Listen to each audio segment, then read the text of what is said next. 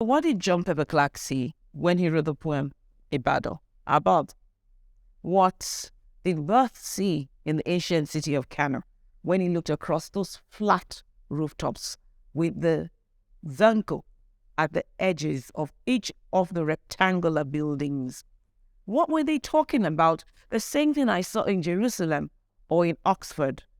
Contextual veracity, the same thing you see with the Dogon granaries in Mali. The very fact that in heritage architecture, there was a similarity in each neighborhood, in each context. What do I mean? Oh, you pass through a neighborhood today in Nigeria, and there are buildings from Dubai, some from Houston, some from we don't know where, dotted along the landscape. Everything is imported, exported, and everything in between. Heritage architecture was completely different, not by design, just by being true veracity. Why? The buildings looked similar, not because there was an estate code.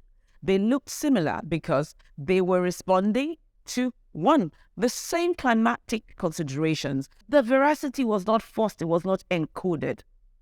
It evolved naturally as a response to the same stimulus.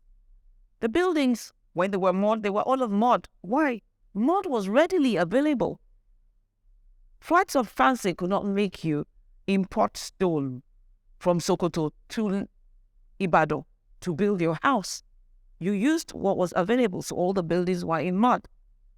From the king to the peasant, the only difference would be in the scale of the houses of the monarchs, the nobles and the temples, in the ornamentation, the details on the pilasters, on the door lintels, carved doors, carved posts.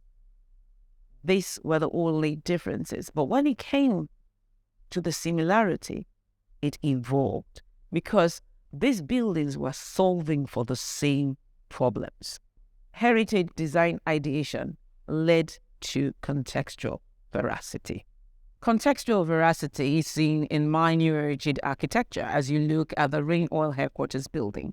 It's an office building, but it's in a residential zone. At a time when it was really difficult to pull off such a project. Therefore, it is an office building that sits very comfortably in a neighborhood of apartments and just looks like a dignified apartment. Contextual veracity is given a twist in my villa at Peanut Beach Estate.